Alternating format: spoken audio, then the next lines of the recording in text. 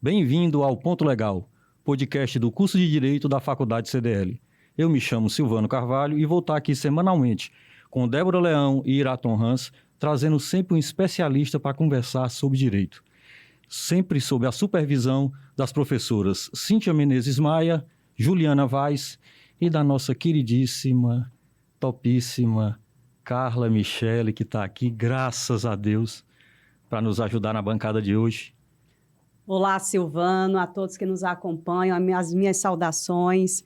É importantíssimo encontrar nesse espaço um ambiente adequado para o debate, seja no campo jurídico, político, econômico, e me honra muito esse convite. Eu tenho a certeza de que esse será mais um projeto bem-sucedido da Faculdade CDL e, principalmente, eu quero parabenizá-lo pela iniciativa. Nós precisamos cada vez mais fomentar esse debate e fazer com que esses assuntos que pertencem ao mundo acadêmico sejam cada vez mais fáceis de serem entendidos, de serem interpretados, para que a população, a sociedade consigam também se apropriar de temas que são importantes para a construção da cidadania. Então, mais uma vez, parabéns pela iniciativa. E vamos tocar esse projeto com muito cuidado, com muito zelo, porque é isso que a Faculdade CDL espera de todos nós. Pois é, e assim, o parabéns é para todos nós, né? Para você, para toda a equipe que trabalha aqui, porque eu também concordo com você, é importante que a gente traga o direito para a sociedade, que as pessoas possam entendê-lo de forma mais simples. Agora eu vou ler aqui, porque senão eu vou me atrapalhar. Eu vou ler aqui porque é um espetáculo, é uma maravilha. Ele é doutorando e mestre em Direito Constitucional pela Unifor, especialista em Direito Eleitoral pela PUC de Minas Gerais, em Direito Processual Civil pela Unicap, em Direito Público pela ESMAP e em Políticas Públicas para Cidades Inteligentes, as Smart Cities, pela USP. Atualmente é professor de curso de pós-graduação em Direito, fundador da Academia Brasileira de Direito Eleitoral e Político, ABRADEP, e procurador-geral da Assembleia Legislativa do Estado do Ceará.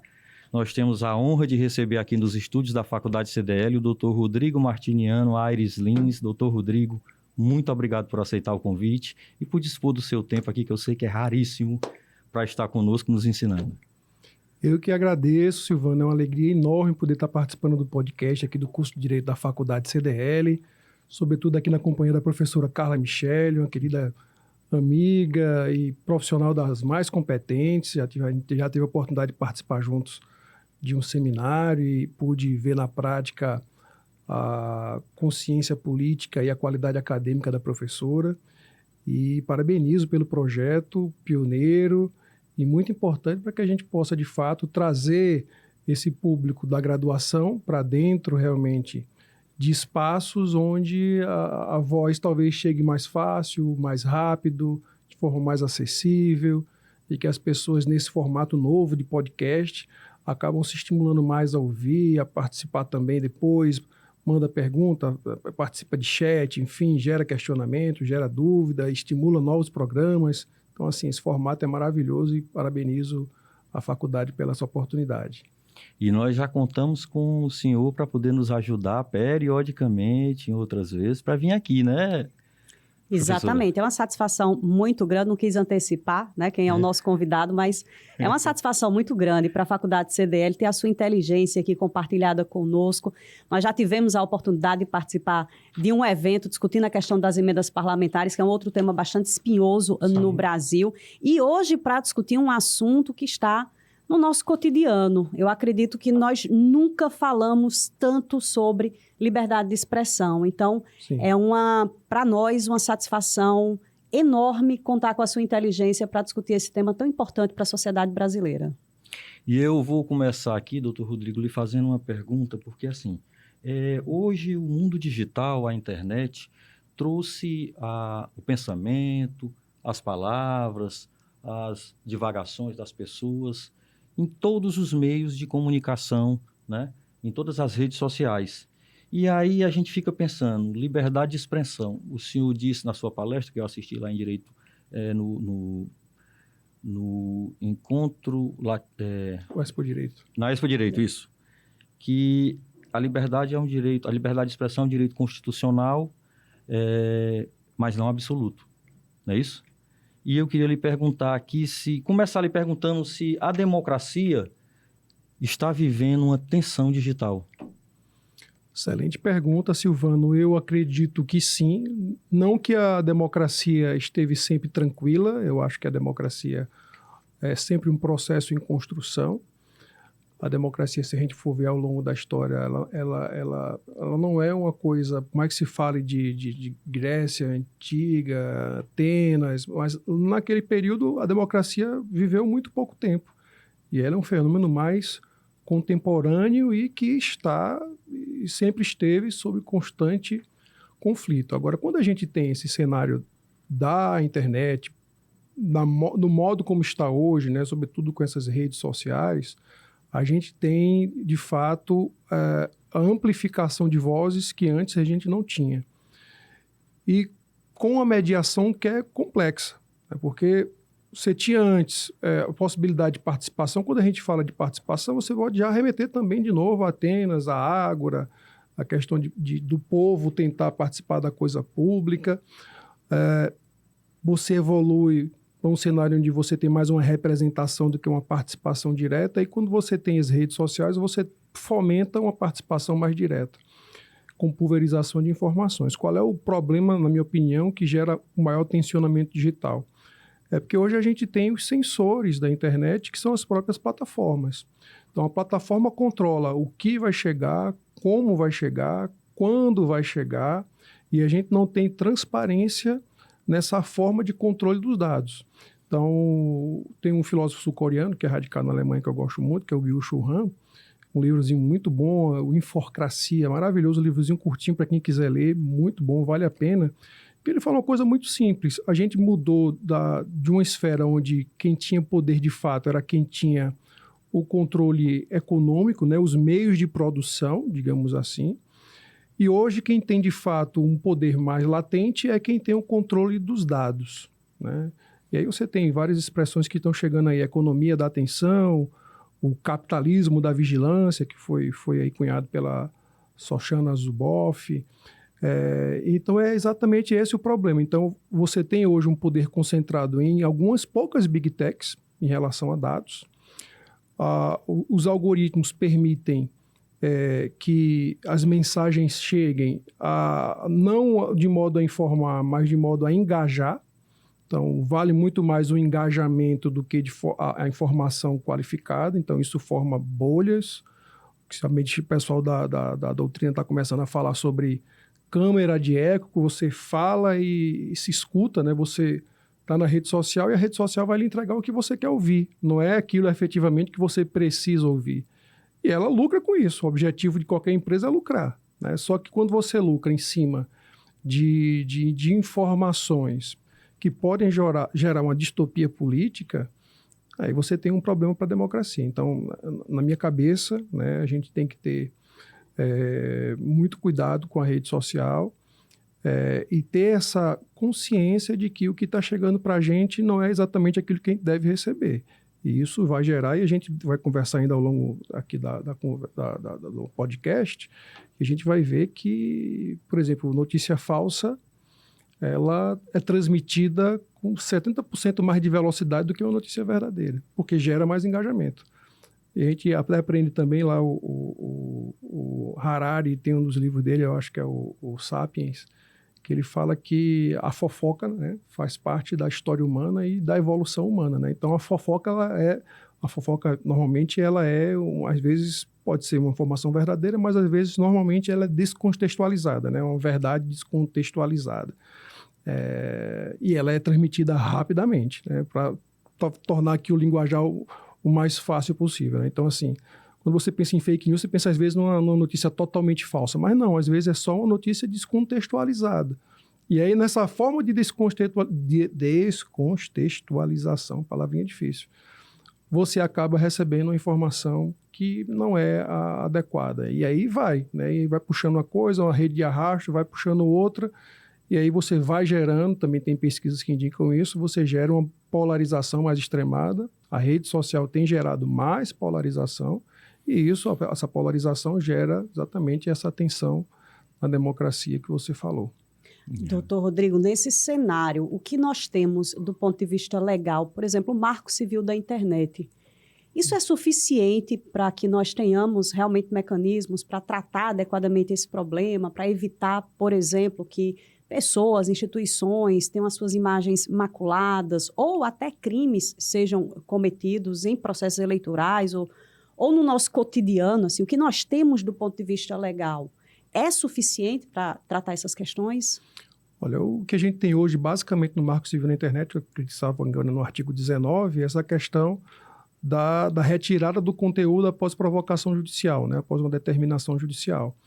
Não que eu ache isso inadequado, eu acho que isso é necessário, até porque eu sou da ideia de que o controle da liberdade de expressão ele tem que ser ex post fato, né? Então, assim, depois que aconteceu, o problema, a informação falsa, ela precisa ser analisada, retirada, gerar direito de resposta, enfim, com devido processo. Então, não é inadequado o Marco Civil da Internet quando ele determina que haja decisão judicial. O problema todo, às vezes, é que há necessidade de uma governança também na própria rede social para que ela possa agir mediante denúncia, que as moderações de conteúdo não sejam só por inteligência artificial, sejam também por moderadores humanos, que a gente sabe que tem poucos moderadores humanos, a maioria da moderação é feita pela inteligência artificial. A gente vê um esforço do TSE no combate à desinformação, você já tem uma resolução do TSE tratando da desinformação, o Código Eleitoral também traz uma disposição da proibição de você divulgar fake news, descontextualizar fatos, então isso já está posto no Código Eleitoral, as multas são pesadíssimas, inclusive na resolução se fala de 100 a 150 mil, às vezes por hora de descumprimento, né? Inclusive com a possibilidade até de suspender a rede social, por exemplo, do ar. Então, assim, existe essa resolução do TSE que ela, teoricamente, ela dá um amparo durante o processo eleitoral. A gente tem um projeto de lei, o 2630, mas que foi retirado, né? Ele não está mais tramitando, que fazia uma regulação de rede social. Houve uma pressão muito grande de Google e das outras grandes big techs para que esse projeto não avançasse. A gente já tem outro projeto também de regulação de IA que começou a tramitar no Senado. Então, há algum esforço legislativo, mas ainda é, de fato, insuficiente e é também muito complexo, de fato, a regulação da internet, a regulação de rede social, porque é uma coisa que evolui muito, muito rápido, né? A gente está vendo agora esse fenômeno da inteligência artificial e quando eu sou uma pessoa que usa o ChatGPT, mas você já tem outras inteligências artificiais que são melhores do ChatGPT e assim... E exponencial, né? Assim, é uma velocidade exponencial. Ontem eu estava testando uma inteligência artificial, não sei se vocês conhecem, uma tal de Manus, que é chinesa, mas já acabei meus créditos, porque tem os créditos, né? Versão grátis, acabou meus créditos, né? Mas eu achei impressionante o nível de qualidade das respostas que essa inteligência artificial dá, assim como outras, né? Enfim, que existem para tudo que se imaginar. Então, como é que eu regulo tudo isso com a velocidade que está alcançando? Mas é preciso regular, isso aí é induvidoso. E a regulação, na minha cabeça, ela tem que passar mais por uma questão de transparência. A gente tem muita opacidade mesmo, né? Assim, a falta de transparência em relação a como funciona. A gente poderia ter, por exemplo, eu pensei nessa solução, seria uma coisa possível. Às vezes, quando você recebe uma informação, e aí você não depende exatamente de regulamentação legal, as próprias plataformas poderiam fazer a autorregulação, e como elas fazem também, você tem essas regras delas, né? Então, isso é autorregulação, mas elas podiam aprofundar mais em relação à autorregulação para colocar, por exemplo, um linkzinho que você clique e assim, por que eu estou recebendo essa informação? É para você compreender, que aí eu já faço o gancho com outro princípio que está na LGPD, que é da autodeterminação informativa, que eu considero hoje também um direito fundamental. Então, o direito fundamental à autodeterminação informativa, ele quer dizer que nós precisamos ter exatamente o conhecimento do que a gente vai receber de informações, do que vai ser feito com os nossos dados e consentir em relação a isso. Então, eu abordei, inclusive, isso num artigo agora com a professora Ana Maria Dávila, e a gente entendeu, por exemplo, que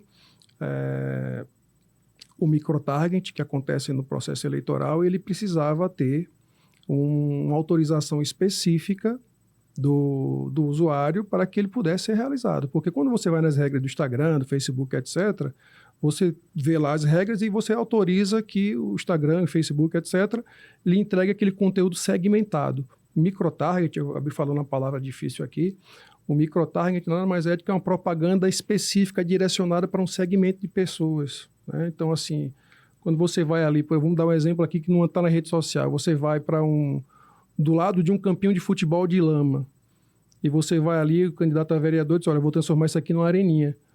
O cara que está jogando o futebol ali naquele campinho de lama. Então, isso é uma propaganda segmentada, né? Ele pegou um público específico e entregou exatamente aquilo que ele queria ouvir, né? Só que quando eu estou dentro do âmbito eleitoral, eu preciso também consentir, porque lá está, no Instagram, Facebook, etc., o consentimento está para coisas comerciais. Propaganda eleitoral, para mim, não é nada comercial. Eu, por exemplo, eu achei super engraçado isso, e aí eu não compreendo como é que funciona o algoritmo, porque ele não me compreendeu também em algumas coisas. Eu recebi, na época da eleição da Argentina, de presidente da Argentina, diversos vídeos do Milei, por exemplo. Não recebi nenhum do Sérgio Massa. Não recebi. E eu não sou identificado com extrema-direita. Então, assim, eu não compreendi porque o algoritmo me entregou esse conteúdo e não me entregou nenhum do outro lado, né? E aí não foi nem propaganda eleitoral, porque a propaganda eleitoral no Brasil, na internet, ela é possível, desde que seja identificada e etc. Mas existem outros meios de viralizar na internet, né, e de trazer conteúdo político eleitoral, independentemente de haver pagamento. Então, assim, eu falei de um bocado de coisa aqui, puxei um bocado de coisa, mas existe um campo aí aberto de regulamentação, tanto legislativa mesmo, como da evolução das próprias plataformas em tentar se autorregulamentar. Doutor Rodrigo, assim, quando a gente tem um conhecimento específico sobre isso, um desenvolvimento específico sobre isso, a gente consegue lidar com essas informações, né? Tentar. Mas o cidadão comum, assim, como é que o senhor acha que ele vai diferenciar aquela informação que é legítima da manipulação informacional? Qual é o método que ele pode usar, aquela pessoa mais comum, para tentar, assim, se situar de uma forma mais verdadeira com aquela informação? O que o senhor sugere que o cidadão comum faça? Aquele que não tem tanto acesso às leis, tanto conhecimento das leis, mas que é uma pessoa que às vezes... Porque a pessoa às vezes não tem acesso à lei, mas ela é centrada, ela quer entender aquilo. Eu já até estava discutindo no grupo do WhatsApp do condomínio, um grupo não do grande, né, mas do pequeno grupo, né, o pessoal discutindo quem mandou matar o Eduardo Campos, o Adélio, o Marielle, todas essas questões que algumas coisas a gente tem resposta, outras não, e assim, com um monte de desinformação no meio, enfim. E aquela questão que eu falei no início, né, as pessoas às vezes querem falar e se ouvir, né? Então, assim, às vezes a verdade nem importa tanto. Importa a verdade interna da pessoa, né? O que ela quer ouvir, né? E importa o que ela quer ouvir. E a política já descobriu isso há muito tempo, né? Só que com a rede social você pulverizou isso numa escala inimaginável.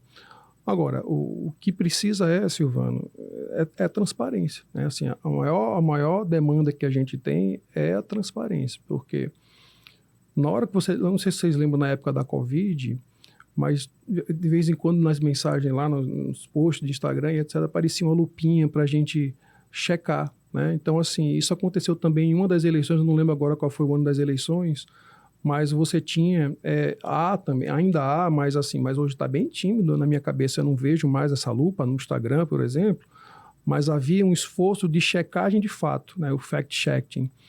Então, você tinha notícia e você podia colocar lá uma lupinha que lhe direcionava uma agência de checagem de fatos para você conferir se aquilo ali é verdade ou não.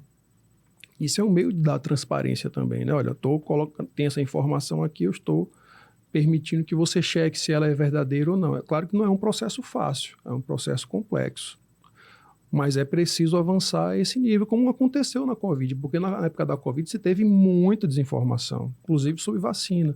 E até hoje existe ainda desinformação mais fora do Brasil do que no Brasil sobre vacinação, né, sobre eficácia, etc. Então, na época do Covid, o Instagram implementou isso, que foi muito simples, uma lupinha onde você podia fazer a checagem do fato.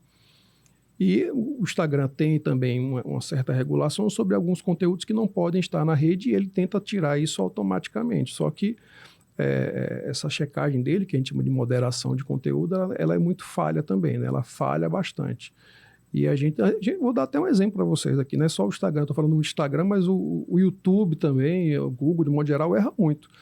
Vou dar uma informação aqui que eu acho que você sabe, Silvano. Por exemplo, o YouTube da TV Assembleia, ele caiu um tempo desse. A gente tem 5 canais de YouTube lá na Assembleia e eles caíram. E aí, enfim, sem entender, né, não entendeu, eles mandaram um e-mail, o YouTube, dizendo que violou as regras do YouTube. Que regra? O que exatamente? Onde foi? Qual foi a fala? Foi direito autoral? Foi trabalho com algum tipo de violência, incitação ao ódio? O que foi? E a gente ficou tentando, botava um e-mail, recorria, e a informação era extremamente opaca, você não entendia.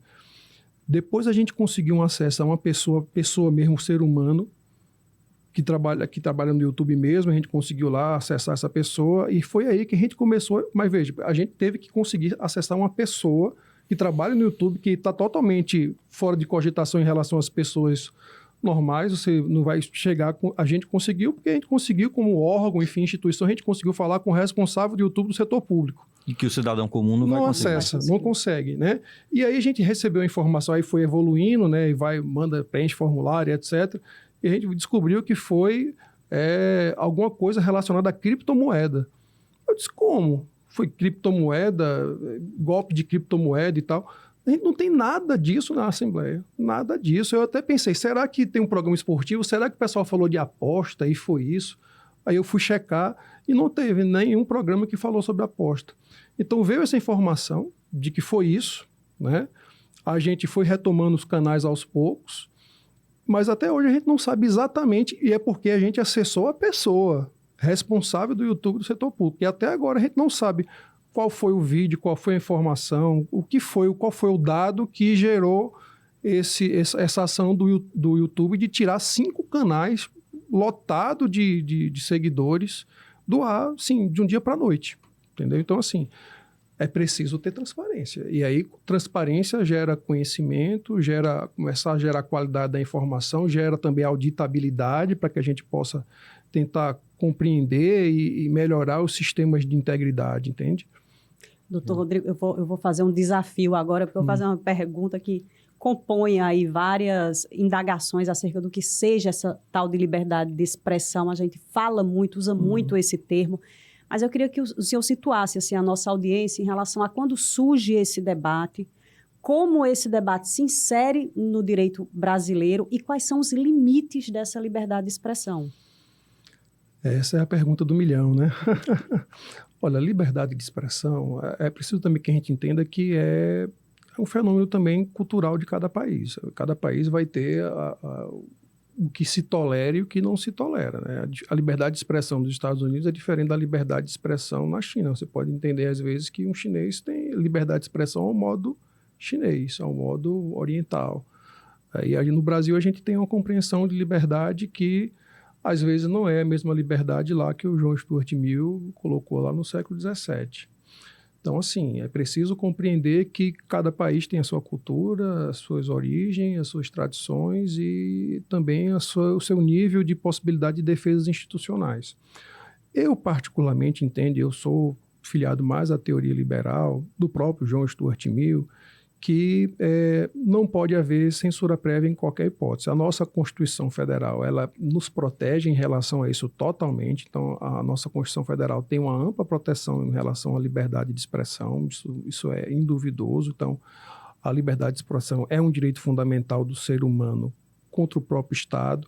E eu diria mais, eu defendo também que há o que a gente chama no direito constitucional de eficácia horizontal dos direitos fundamentais. Eu acho também que a gente tem o direito à liberdade de expressão garantido também quando a gente está tratando de relações do cidadão com a própria rede social, né? Então, assim, quando a rede social ela censura um conteúdo, que é quando você violou as regras, ela também está atingindo a sua liberdade de expressão, como aconteceu na própria Assembleia. Na hora que o YouTube chegou lá e cancelou os 5 canais de uma vez, a gente também teve a nossa voz cerceada, né? Podia ser um cidadão, no caso da Assembleia, foi a Assembleia, né? Então, assim, a liberdade de expressão, ela vale contra o Estado e vale também contra empresas, de pessoa para pessoa, enfim.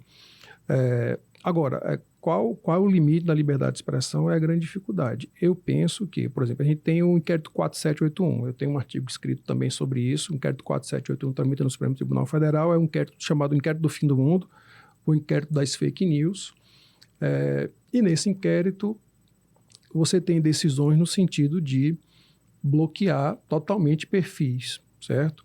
Excluir a conta, né, digamos assim, excluir o perfil no âmbito de um inquérito, certo? Eu não acho correto.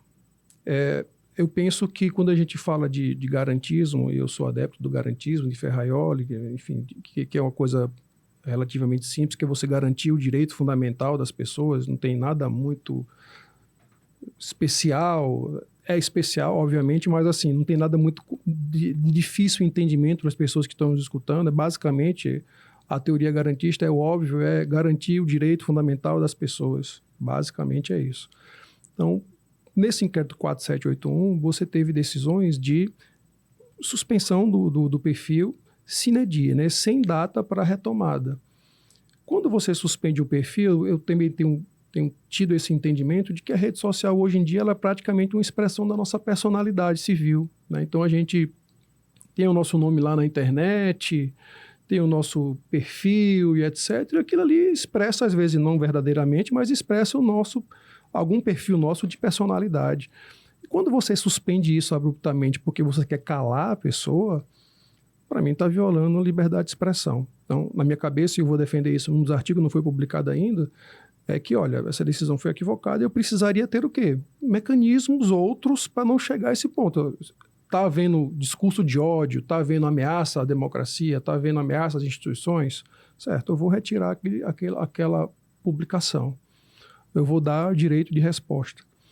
Eu vou impor que se a pessoa volte a fazer aquilo ali, que ela vai ter suspenso por um tempo, né? Enfim, outras medidas até culminar numa suspensão mais longa, mas você retirar uma pessoa de uma rede social, para mim, é gravíssimo e atenta contra a liberdade de expressão, porque, na minha cabeça, a liberdade de expressão ela tem muito a ver com essa análise do conteúdo que a gente já viveu aqui no Brasil também, essa análise prévia de conteúdo, e libera ou não libera. No caso, quando você cancela uma rede social de uma pessoa, você calou aquela pessoa na rede social, né?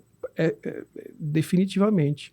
Então, qual é o limite da liberdade de expressão? Bem, eu sou da teoria liberal de que você tem que optar por falar e ser responsabilizado por suas falas, certo? A responsabilidade ex post facto, que é uma coisa que vem do século XVII. Essa teoria da responsabilidade ex post facto é do século XVII. João Stuart Mill também vai depois falar disso. E é a teoria que foi adotada na nossa Constituição Federal. A Constituição Federal, lá no artigo 5º, você vai ver que se você violar os direitos de personalidade de alguém, violar moralmente uma pessoa em razão de uma expressão, de uma fala, você vai ser responsável por isso, né? Mas eu estou atentando contra as instituições democráticas, certo? Eu vou dar esclarecimentos, como acontece no direito eleitoral, na propaganda eleitoral. Se um candidato traz uma informação inverídica sobre outro, ele vai ter direito de resposta no próprio canal do candidato que suscitou aquela informação falsa. Então, assim, vai estar lá no próprio canal dele a informação verdadeira, pelo tempo necessário ao esclarecimento. Então, assim, eu sou dessa teoria, que é a teoria constitucional atual. Acho que o STF tem avançado em algumas questões que para mim não estão corretas. O STF agiu já muito bem em outras oportunidades. A gente teve aquela decisão do STF que tratou sobre as biografias não autorizadas, Sim. Por exemplo, né? Que autorizou a divulgação de biografias não autorizadas, mas não sem responsabilidade. Se a pessoa falar alguma coisa que ofenda, o prejudicado vai acionar a justiça e vai obter a indenização moral. Agora, quando a gente está no âmbito da democracia, é mais complexo, porque a depender do conteúdo, você pode... o João Stuart Mill dá esse exemplo, inclusive, e o ministro Alexandre já falou algumas oportunidades no Supremo, que o João Stuart Mill não é só um defensor absoluto da liberdade assim, de expressão, não, né? Porque quando a gente vai ler o João Stuart Mill, eu li, você tem, de fato, a defesa de que é melhor, às vezes, você divulgar uma informação, mesmo que seja mentirosa, para haver a oportunidade de desmentir. Até isso ele fala. Mas o João Stuart Mill também não é favorável, por exemplo, a uma pessoa que esteja com uma multidão na frente da sua casa, querendo ter alguma informação sobre um determinado fato, e aquela pessoa conta, às vezes, uma mentira que vai determinar a inflamação daquele pool, a invadir, a quebrar e etc. E a gente viu recentemente Sri Lanka, eu falei isso na palestra lá na Expo Direito, Sri Lanka e Mianmar, como foi também a liberdade de expressão plena, sem moderação de conteúdo no Facebook, no Instagram. Isso gerou inúmeros problemas práticos, né, que foi, por exemplo, um genocídio, praticamente um genocídio da população muçulmana lá de Sri Lanka, e Mianmar também teve o mesmo problema, né, da radicalização em razão disso. Mas veja, não é você tirar a liberdade de expressão, é você conseguir regular isso. O processo, olha, vai, sai, esclarece, transparência, checagem de fato, mas você não pode silenciar as pessoas. Na minha cabeça é isso, e o John Stuart Mill vai falar, né? Você silenciar uma ideia é você ameaçar a raça humana. Então, só para mais ou menos isso. Não sei se respondi direito não, mas só para complementar, foi uma tentativa. Em relação a essa responsabilização, né, do indivíduo, por exemplo, que faz uma postagem criminosa, mentirosa, né, e que ele tenha essa condição de retirar essa postagem, isso pode se estender também à rede, à empresa que tem conhecimento de que há essa postagem criminosa e mesmo assim preserva essa postagem criminosa, então ela também pode ser responsabilizada por isso? Você fala a rede social em si? Isso. Bem, hoje, pelo ordenamento jurídico, não é o caso, mas eu penso que se ela faz o algoritmo, se ela faz a programação e conscientemente ela permite, deve haver responsabilização. Agora, para haver responsabilização, a gente precisa ter a prova. Nesse caso aí, teria que ter uma prova para que a gente conseguisse, de fato, haver a responsabilização da empresa. A gente pode falar de responsabilidade objetiva também da empresa pelo fato do produto dela, enfim. Mas, num caso como esse, é preciso a gente compreender. Não é um assunto fácil, precisaria haver caso concreto para poder compreender. Então, eu não tenho uma resposta fechada para isso, não. Eu acho que se ela modula o algoritmo e se esse algoritmo, como foi o caso de Sri Lanka e Mianmar, permitiu genocídio de uma população, ela tem que ser responsabilizada. Ela tem que ser necessariamente responsabilizada, porque a ausência de moderação de conteúdo lá gerou danos efetivos a esses países, né? Gerou danos efetivos aos países. E nesses países, e isso está relatado num livro também maravilhoso, que é A Máquina do Caos, de Max Fischer, né, que é um jornalista que foi em loco, visitou e etc. Essas experiências, nesses países, a internet é o próprio Facebook.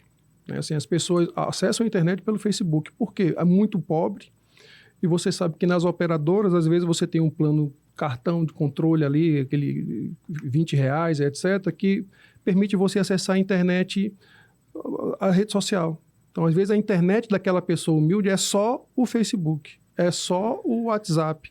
Então, ela usa aquilo ali como fonte de informação. Aí você imagina uma fonte de informação que só traz informação fraudulenta, né? Notícias falsas, discurso de ódio, sem nenhum tipo de moderação, sem nenhum tipo de contra-informação, né? Informação cruzada para que as pessoas realmente compreendam. Então, é preciso ter a abertura da esfera pública, isso aí não tenho dúvida, quanto mais vozes, melhor. Agora, é preciso ter essa contra-informação. Se o algoritmo só está levando para você a informação do caos, que foi o que aconteceu nesses países, o caos vai acontecer, irremediavelmente vai acontecer. Então, isso demonstrado, obviamente, que a plataforma tem que ter responsabilidade. Ela tem que ser responsabilizada em razão desse dano claro, efetivo e óbvio causado por ela. Agora, quantificar, etc., aí já é outra confusão. Doutor Rodrigo, antigamente a gente tinha a massificação da informação pelo rádio, pela TV, mas a população em geral ela não tinha a reverberação da opinião dela. Ela não tinha um canal aberto para falar. Hoje ela tem. Sim. Né? Tem as redes sociais para falar.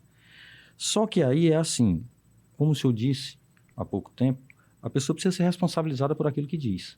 E a sensação que a gente tem é que as pessoas pensam que a rede social é como uma parede protetora de concreto, que ela pode falar o que quiser, vai para lá e não volta, né?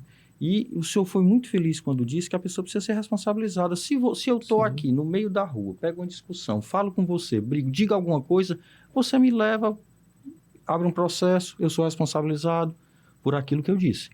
Eu vou ser penalizado de acordo com o julgamento, se eu tivesse errado, se eu não tiver como provar o que eu disse. E é assim que acontece na vida comum. Mas na internet parece que as pessoas pensam que não é assim. Existe um modelo que, se pudesse fazer assim, eu vou usar o termo alfabetização digital, para que essas pessoas tenham consciência do poder dessas redes sociais, de como usar, como é correto usar, a melhor forma de usar. Existe um projeto, uma forma de se fazer isso? Isso tem que ser um projeto de política pública, não só um projeto de política pública, mas projeto das próprias redes sociais. É assim, a gente precisa colocar a rede social como também pessoas jurídicas capazes de trabalhar com a educação digital das pessoas. Se ela está trazendo informação, ela tem que também trazer a educação digital. E quanto a essa parte da responsabilização ainda, a gente tem, na própria Constituição, por exemplo, a vedação ao anonimato, né?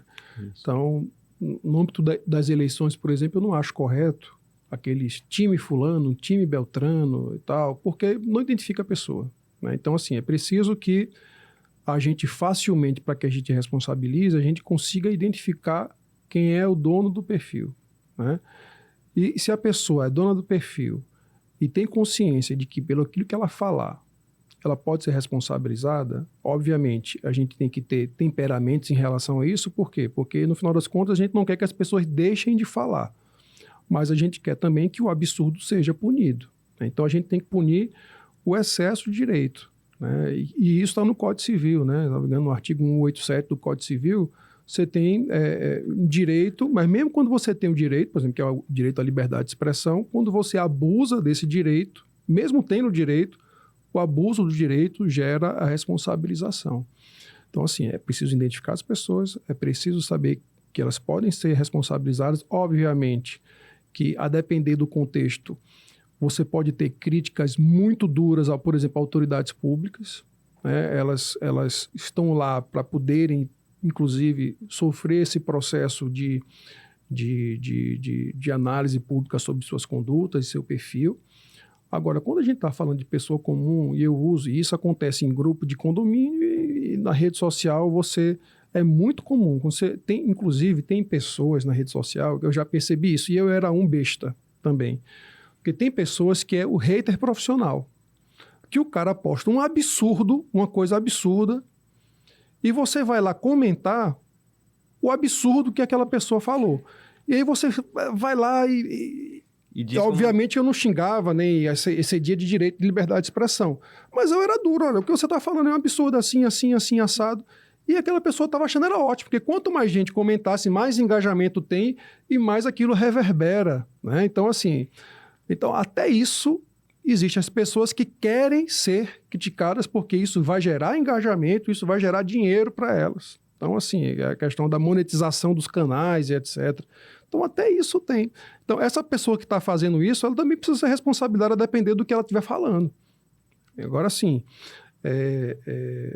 a gente sempre tem que ter esse cuidado de as pessoas também não tenham receio de falarem, de se expressarem. Agora, coisas absurdas, coisas sabidamente inverídicas, coisas que atacam a dignidade da pessoa, coisas que geram um dano à imagem, um dano moral, não é nenhuma novidade que o nosso ordenamento jurídico pune essas condutas. Está na Constituição de 88, está no nosso Código Civil. A legislação hoje é muito clara, independentemente do meio, se foi na internet ou se foi na esquina da sua casa, você tem que ser responsabilizado. A internet não blinda ninguém. Agora, é preciso que a gente tenha transparência, né? Clareza, a identificação dos usuários, que não haja dificuldade pelas próprias redes sociais de dar as informações necessárias, porque a gente sabe que as redes sociais travam essa informação, teoricamente, para blindar a liberdade de expressão, quando a gente sabe que, na verdade, ela não quer blindar a liberdade de expressão, ela quer blindar o seu negócio, o seu lucro, e o objetivo da empresa é ter lucro. Doutor Rodrigo, em 2018, nas eleições gerais, nós falamos muito sobre a disseminação de mentiras e a influência que isso teve nos resultados eleitorais. O senhor verificou algum avanço da Justiça Eleitoral para as eleições de 2022 e já tentando conjecturar aí, traçar cenários para 2026? O senhor acredita que a Justiça Eleitoral está mais madura, consegue lidar melhor com essa indústria que produz mentira e principalmente agora com o uso da inteligência artificial? Olha, eu acho que a Justiça Eleitoral avançou inclusive por conta da resolução sobre a desinformação, a resolução específica sobre desinformação. A gente avançou também em relação à própria penalização do político. A gente tem ficou famoso, né, o caso do deputado Francischini, que foi cassado por abuso de poder no meio de rede social. A gente tem na lei complementar 64 de 90 a dicção de que o abuso de poder nas eleições é econômico, político dos meios de comunicação. Então, quem pratica o abuso pode ser cassado, se é candidato, e tornar-se inelegível. E aí a Justiça Eleitoral entendia que isso eram os veículos de comunicação tradicionais, né? A mídia tradicional, rádio, TV, jornal e etc. E nesse julgamento se entendeu que rede social é também meio de comunicação. E hoje eu diria que a rede social, Google, etc., né? Esses veículos das Big Techs são o meio de comunicação atual.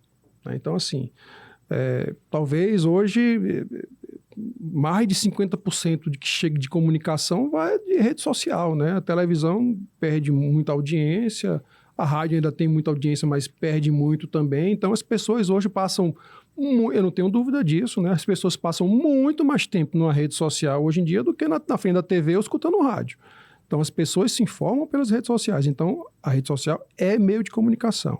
Se você usou o meio de comunicação de modo a tentar se promover, de modo a angariar votos, em razão de uma mentira clara, você precisa ser punido por isso. E isso o TSE fez, nesse caso do deputado Francischini. Ele fez, não sei se foi no dia da eleição ou um pouco antes, ele fez uma live, ele tem milhares de seguidores na internet, fez uma live descredibilizando o sistema eletrônico de votação e etc., falando que é fraude, embora ele foi eleito, né? Ele foi cassado, mas ele foi eleito pelo próprio sistema eletrônico de votação, enfim, mas ele gerou muita confusão, né, com desinformação, e o TSE, olha, ele está abusando do poder dos meios de comunicação, ele é um influencer, digamos assim, e está usando um meio de comunicação para desinformar, para gerar, de fato, confusão na mente do eleitor, e a gente sabe, o próprio Código Eleitoral diz que eu não posso fazer propaganda visando gerar confusão mental no eleitor. Então, eu acho que o TSE avançou, é muito difícil. Eu lembro de ter dado uma palestra, sei lá, em 2010, há tempos atrás, em que eu dizia que o melhor meio para combater a desinformação, já naquela época, que não sei se era ainda Orkut, as pessoas não sabem nem o que é Orkut, mas talvez o Facebook era uma coisa incipiente ainda, e na época eu dizia, olha, combater é impossível, né? Assim, o controle é muito difícil. Como é que eu controlo uma disseminação de mensagem no WhatsApp? Existem meios de dificultar, mas de controlar não tem. Mas a melhor maneira é tentar divulgar a verdade, né? Então, sai uma desinformação e você traz a contra-informação. Agora você tem que saber que a rede social tem que se responsabilizar por trazer também a outra informação. Então, essa manipulação algorítmica, no final das contas, para mim, é que é o grande problema. Então, isso é uma caixa preta. A gente não sabe como é que funciona o algoritmo. A gente sabe que ele manipula. E que ele tem muito poder. Muito poder, né? E aí eu acho que a gente precisa avançar nessa parte. Coisa simples. Garantir a autodeterminação informativa. Por exemplo, voltar com a lupinha para dizer por que você está recebendo isso. Porque alguém patrocinou essa propaganda. visando atingir o público tal, então tem que ter uma informaçãozinha, um conteúdo para a pessoa compreender por quê. Por que eu recebi propaganda do Milei, da Argentina? Eu queria entender por que o Instagram quis me entregar uma propaganda de um candidato a presidente lá tá no Nordeste do Brasil, é o candidato a presidente na Argentina. Por que ela me trouxe esse conteúdo? O que ela pretendia com isso? Então, uma lupa. Lá na mensagem você clica na lupa e vai lhe remeter a informação. Então, isso, aos pouquinhos as pessoas vão aprendendo a usar, a pessoa vai aprendendo a desconfiar. Eu acho que já existe uma campanha de que fake news é uma coisa muito danosa. As pessoas começam a se atinar para o fato de que será que isso é verdade? Será que não é? Mas se você tiver meios efetivos da pessoa checar, fica mais fácil. E isso depende só do que já aconteceu no Instagram na época da Covid. Colocar uma lupinha lá, fact-checking, checagem de fato. Por que você recebeu isso? Garantir a autodeterminação informativa. O que é que estão fazendo com meus dados? O que é que estão me entregando em razão desses dados que eu entreguei gratuitamente para a rede social? Então, se eu pudesse dizer uma coisa que eu acho mais importante é isso, é ter transparência. Transparência no conteúdo, transparência no como o algoritmo funciona, para a gente possibilitar a auditabilidade e a evolução dessas pessoas na compreensão dos conteúdos. Esse é o grande desafio para se manter a democracia e a liberdade de expressão? Seria essa transparência, conseguir essa transparência? Ou existiria um outro desafio para se garantir a democracia que a democracia e a liberdade de expressão continuassem caminhando paralelamente, conjunto? Olha, assim, a liberdade de expressão é um dos princípios mais importantes para a democracia. Onde não tem liberdade de expressão, não há democracia. O primeiro ponto é esse. Então, elas têm que sempre caminhar juntos. Eu sou uma pessoa, como vocês já perceberam, extremamente favorável à liberdade de expressão, desde que haja responsabilização, desde que haja possibilidade de auditorias, por exemplo, das redes sociais, etc. Na minha cabeça, a capacidade das pessoas entenderem os seus deveres cívicos, ela é importantíssima. Então, saber votar. A gente, quando vai dar aula de direito eleitoral, a gente vai dizer a natureza jurídica do voto. Mas é um direito, mas é uma obrigação. E aí a doutrina diz, é um dever cívico. O voto é um dever cívico. Embora é quase um voto facultativo no Brasil, porque a multa é R$ 3,50 se você não for votar. Mas as pessoas não precisam nem saber desses detalhes. E também é chato você emitir um EGRU, pagar R$ 3,50, etc. Mas é isso, a gente ter consciência dos nossos deveres cívicos enquanto cidadão. Saber que liberdade de expressão, obviamente, é permitida, mas que há limite. Não limite em relação à expressão em si, mas limite em relação ao que você pode sofrer de penalização em razão das suas condutas. E acho que você tem instituições fortes, instituições que, de fato, sejam harmoniosas e que façam aquilo que o Montesquieu falou, que é controlar o poder pelo poder. Quando você tem também um mega executivo, um legislativo apequenado, um judiciário muito grande, um legislativo fraco, a democracia não anda muito bem. Então, a gente está vendo no Brasil que está havendo aí um pouco de descompasso. A gente já conversou sobre emendas parlamentares que dá uma descompensada nisso, tem dado, A gente divergiu um pouco, eu e a professora Carla Quaresma, mas eu reconheço que precisa rever alguma coisa. Então, assim, é preciso que haja um equilíbrio dessas forças, para que a gente possa ter uma democracia cada vez mais estável, É uma coisa que não é novidade, vem aí das revoluções liberais e acho que são pilares importantíssimos para que a gente tenha sempre a construção firme da nossa democracia. Agora, a liberdade de expressão é irrenunciável, é um dos pilares mais fundamentais que a gente tem. Sem liberdade de expressão, não há democracia. Então, mais do que um dever cívico, talvez seja um direito pessoal e um dever com o próximo, você votar bem, votar esclarecido e ter a liberdade de expressão, de se comunicar de forma correta, não é isso? Sim, sem dúvida nenhuma. É isso mesmo. Doutora Carla, tivemos aqui uma aula. Como tudo que é bom, passa rápido. E eu vou deixar para a senhora fazer aí as suas considerações finais antes de passar para o nosso convidado. Que conversa enriquecedora, doutor Rodrigo? Eu quero aqui, em nome do corpo docente da Faculdade CDL, agradecer imensamente por essa aula. O senhor nos brindou hoje com tanto conhecimento e de forma tão cuidadosa, com um primor aí na utilização dos autores, inclusive ficam as dicas para os nossos alunos, Já para que anotadas realmente aqui. possam aprofundar esse debate que é tão importante para o campo jurídico, mas que é importante do ponto de vista da cidadania, da construção realmente desse compromisso que nós devemos ter com a sociedade em que nós vivemos. Então, eu quero deixar as portas abertas para que o senhor volte inúmeras vezes, possa contribuir com esse debate acadêmico tão importante. E agradecer mais uma vez a você, Silvano, pela oportunidade, dizer que eu estou à disposição. Quando precisar de mim, é só me convocar que eu estou aqui nesse time, que é um time de excelência da Faculdade CDL. A convocação já é prévia e itinerante, eterna, assim. Agora eu quero também figurar na outra ponta aqui. Eu quero ser o perguntador da professora Carla Quaresma, que eu quero aprender. Por favor, se você quer usar a oportunidade agora ou da próxima vez que você... Tem que ser com calma, tem que me preparar. Ótimo, isso quer dizer que ele já confirmou Teremos que vai outro voltar. encontro. Né? Doutor Rodrigo, muito obrigado. Para mim, e tenho certeza que para os meus colegas, alunos da Faculdade CDL, foi um momento muito enriquecedor.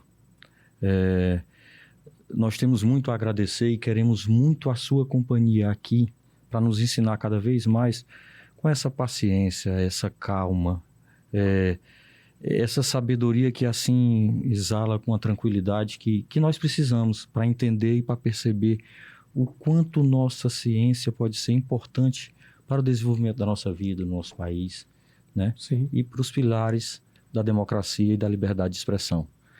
Muito obrigado pelo seu tempo e eu queria lhe ouvir e que você fizesse as suas considerações finais. Só parabenizar mais uma vez pelo programa. Acho que a iniciativa realmente é maravilhosa. Acho que os alunos vão ficar contemplados com um programa não por esse, né, mas pelos vários outros que virão certamente, com autoridades, com especialistas, com acadêmicos, né, que possam contribuir com esse debate. A gente, às vezes, aqui traz mais dúvidas do que certezas. A ideia é essa, né? Eu acho que eu não trouxe tantas certezas, eu tenho muitas dúvidas, todos nós temos dúvidas, né? A professora Quaresma aqui me colocou, às vezes, numa saia justa aqui, inseguro para responder algumas coisas, porque realmente são difíceis, né?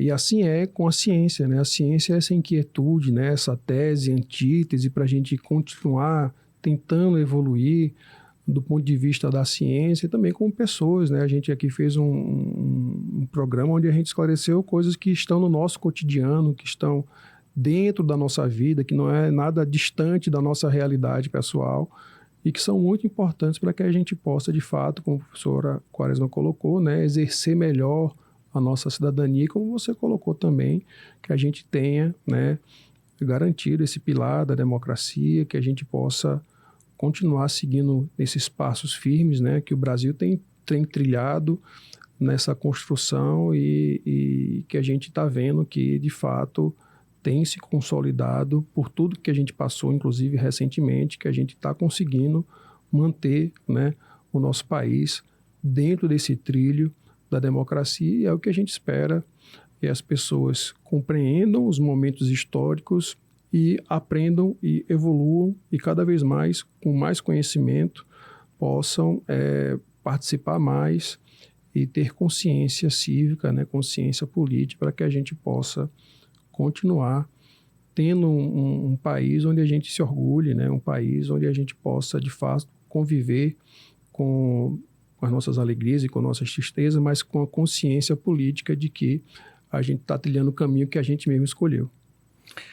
Eu lhe agradeço, doutor Rodrigo. Professora, muito obrigado pela companhia. Você assistiu ao Ponto Legal e nós esperamos você de novo aqui próxima semana.